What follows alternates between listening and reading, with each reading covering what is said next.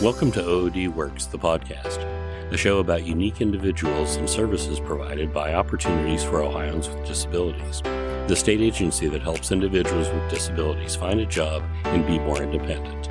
Here's your host, Kim Jump. Opportunities for Ohioans with Disabilities, Division of Disability Determination, or DDD as we call it, in agreement with the Social Security Administration, known as SSA, determines medical eligibility for Ohioans who apply for Social Security disability benefits. Our DDD is federally regulated and receives 100% of its funding from Social Security. Under SSA, disability is based on an individual's ability to work. OOD offers vocational rehabilitation services for those individuals who have a disability and want to work. For those who cannot work, disability benefits are a possibility. In this episode of the podcast, I am joined by two gentlemen from SSA to learn all about the 2024 updates related to disability benefits. We have Mr. Brandon Smith, Public Affairs Specialist with SSA, based out of Cleveland, and Mr. Robert Fenn, Public Affairs Specialist with SSA, based out of Akron. And it's wonderful to welcome you back to the show. I do want to just encourage our listeners, if they are just becoming familiar with Social Security disability benefits, to go back to episode 27 to get a good foundational knowledge of all things Social Security disability benefits. It's a really helpful starting place in understanding. By the way, gentlemen, this is episode 50. Pretty exciting. You're here for a milestone episode, all to talk about the 2024 Social Security disability benefits changes. So welcome back, Robert and Brandon. Thank you. Happy anniversary. Greatly appreciate it. Thank you. Yeah. It's great to have you back. You know, it's been recent, mid-October, that SSA announced 3.2% benefit increase for 2024. So before we dive into some specific questions, can you give us an overview of this announcement and, what is important for our listeners to know? Sure. I can take that. Well, as you stated, in the mid-October, the announcement was made in regards to the increase that so many individuals look forward to hearing and knowing what's to take place in the next or the upcoming year. And the essence of the cost of living adjustment, and its sole purpose is to ensure that the purchasing power of Social Security benefits is not eroded by inflation. The holiday season is coming upon us, and my uncle will gather with us, and he will always remind us how much he paid for a gallon of milk when he was a kid versus what it costs now, right? Of course. Yeah. And so Social Security recognizes that. And so therefore, the Social Security benefits themselves are subject to a cost of living adjustment. We call it a CPIW, which stands for the Consumer Price Index for urban wage earners and clerical workers, mouthful. But that's determined by the Bureau of Labor Statistics, which is within the Department of Labor. And so that information comes to us from the prior quarter. So you're looking at the last quarter of the year.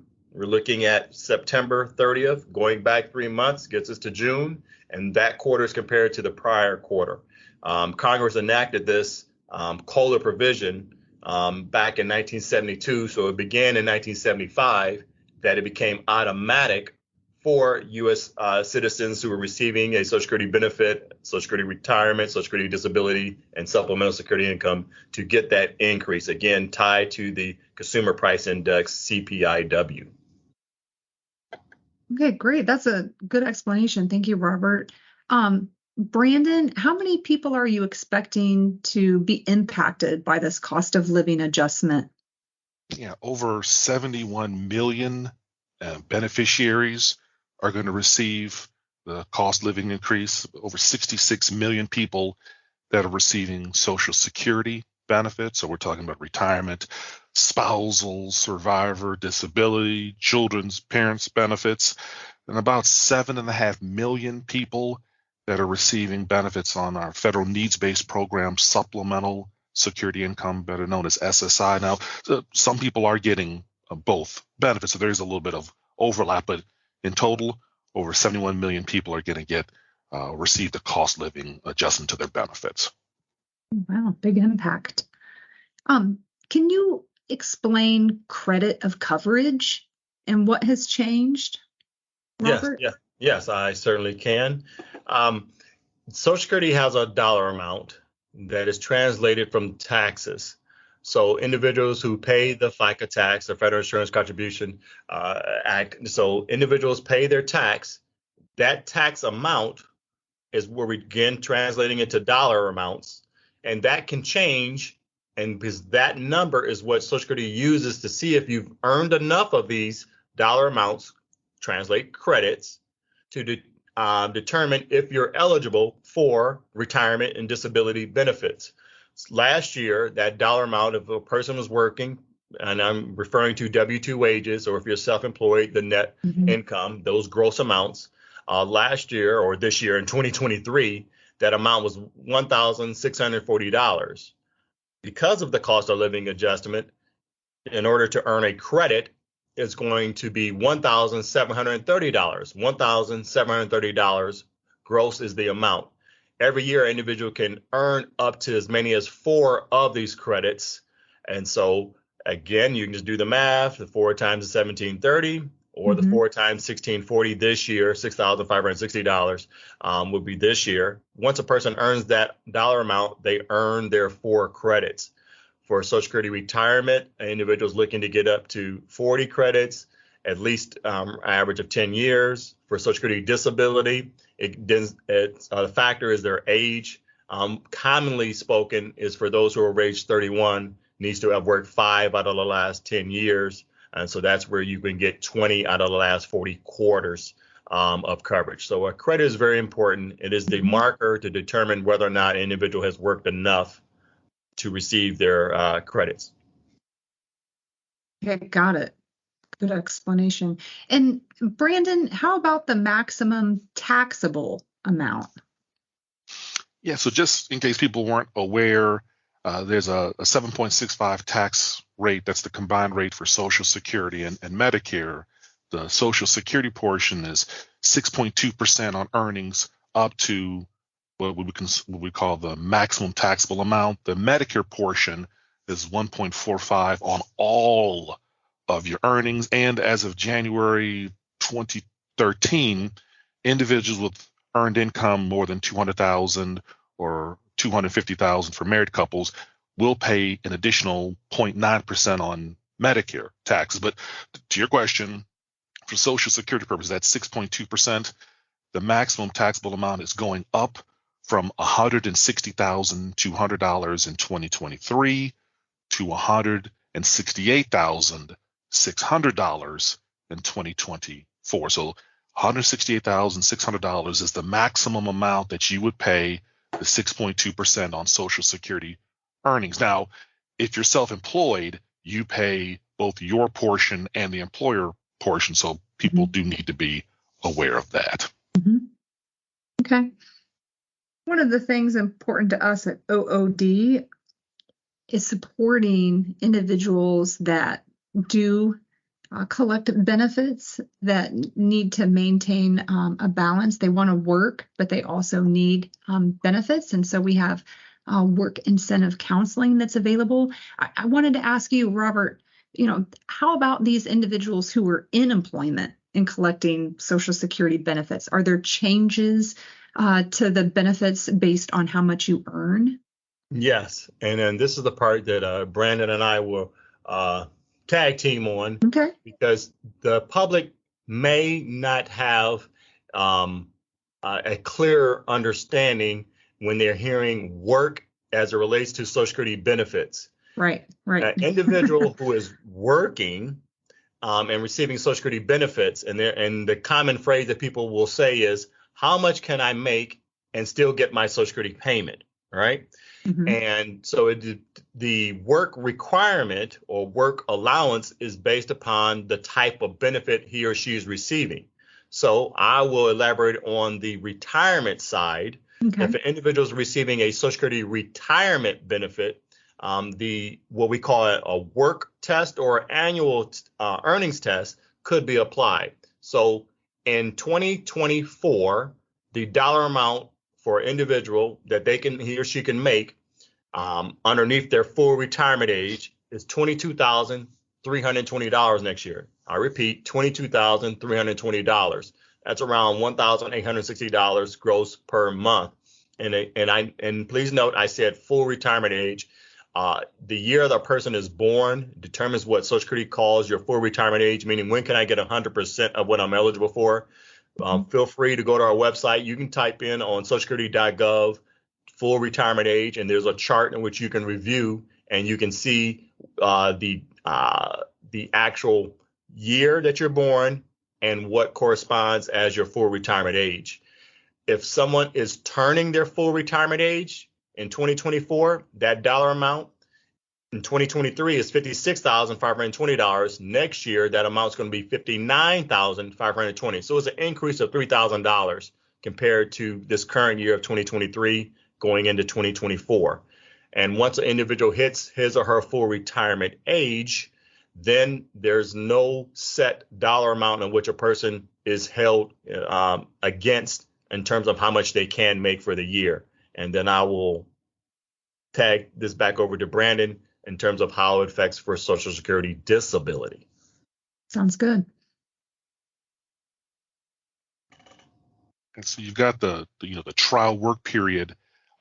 It's one of the work incentives that we have. Essentially, work incentives are rules that help beneficiaries either enter, re-enter, or continue in employment by essentially protecting their eligibility for benefits or their Medicare coverage until they are able to achieve what we call self-supporting employment. So the way the trial work period works is I say it lets you sort of kick the tires, not to be mean to tires in working. So you get to test your ability to work for at least 9 months. Now, during the trial work period, you're going to get your full Social Security disability check, no matter how much money you make, as long as you report those wages and continue to meet the agency's rules for disability. The trial work period continues until you get at least 9 trial work period service months. They don't necessarily need to be consecutive within what we call a rolling 60-month or 5-year period. In 2023, your wages would be considered a trial work period month if you earn $1,050 or more, or work more than 80 hours in self-employment in a month. In 2024, that amount is going up to $1,110. So if a person is working a job and let's say they make $700 or $900, that's under the trial work period amount. So that wouldn't even count as one of those 9 months. But let's say they make $3,000 or $7,000. Well, if they're making $7,000, I want to know where they're working. But if they make that amount of money, that's considered a trial work period month, but they still get their check. As long as they report those wages and they're meeting our eligibility requirements for disability, they can make whatever they want to over the course of those 9 months and still get their checks. So Robert, if someone's, quote unquote, working too much, could you explain to our listeners about substantial gainful activity and what has maybe changed for the upcoming year? Absolutely. And this is a very important aspect of those work incentives for individuals to have clarity on. Prior to filing and after the trial work period, that term SGA can come into place. Now, let me make sure I explain that. Substantial gainful activity. It is the gross amount that Social Security is using, again, to see whether or not they can continue forward with processing a claim. So let's just bring in the real world example. Someone is, unfortunately, they have a diagnosis or they're not able to continue to work, which is in our earlier podcast. They're not believing that they can work at least a year. That individual can look to file. What happens is Social Security will ask the question, are they or are they not working underneath or above the substantial gainful activity? In 2023, that gross dollar amount that Social Security is looking at for a person who's not blind is $1,470 gross. Or if they are blind, $2,460 gross. In 2024, that dollar amount that the Social Security Administration is going to ask is $1,550 gross. Or if they're blind, $2,590. So again, my example, someone contacts Social Security, they're looking to apply, and let's say that they are working and they're making $1,000 gross per month. That individual is underneath the substantial gainful activity. And part of the process that DDS goes through is looking to see, the first step is, are they working or not, to determine whether or not the local office can continue to send that claim down to DDS. And if the individual was making less than the $1,550 next year, they're going to go to the next step. There's a 5-step process that they go through, and that's the first step they're looking at. Now let's fast forward to what Brandon was referring to. The individual has started receiving their Social Security benefits. They have used their 9 months, and then there's a couple months that we use called a grace month. Then we look to see, are they making over that same substantial gainful activity? And then that moment is when Social Security may say they need to cease sending out those payments. So that's the number that they're looking for after the trial work period and or when they initially look to file for their benefits, substantial gainful activity. Thank you.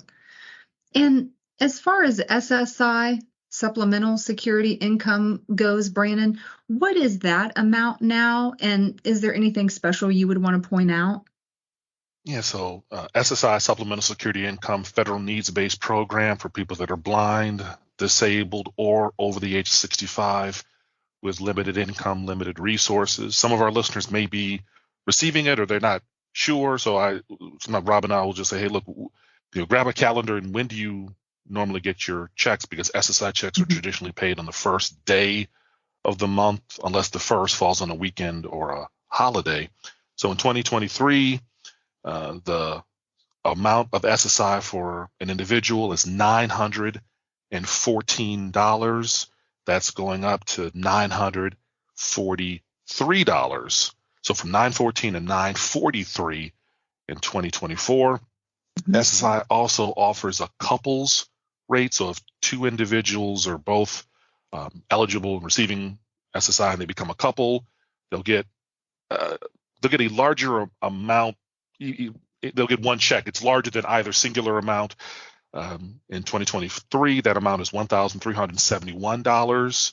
That's one check for the couple, and that amount's going up to $1,415 as a couple's rate for 2024. Okay, good to know. Well, this has been so helpful, guys. Really break it down in such an understandable way. For listeners that want to learn more, where should they go? You can always go to our website. The agency's official website is ssa.gov, ssa.gov.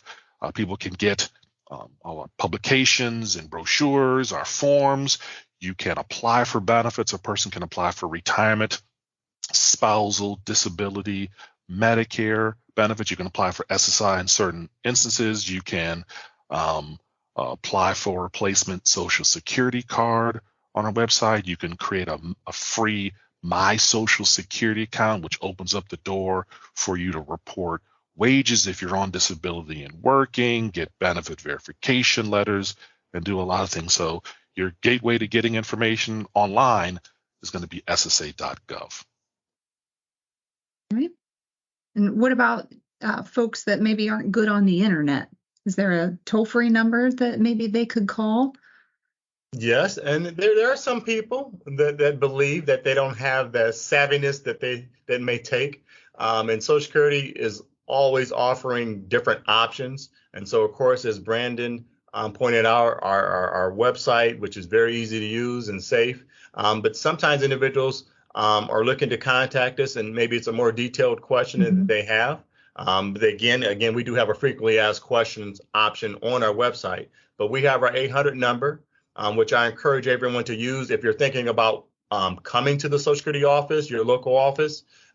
Please be mindful. You can call 1-800-772-1213, 1-800-772-1213 prior to you visiting that office, because more than likely, if you come to the office without the appointment, we're going to have to make a determination of how many people we have staffed that day to be able to fulfill the needs of the number of individuals who are walking in. And so it would behoove everyone to call that number first. Maybe we can answer the question over the phone. Maybe we can send a document for you to have signed and mailed back. Maybe we can set up an appointment at a later date for you. And if we do that, please be mindful, anyone's listening to this, the date that you contact us, you are protected by that date. So if we're telling you that the appointment is going to be handled 2 weeks, 2 months, whatever away, you're still protected for that date as if we took care of it that same date.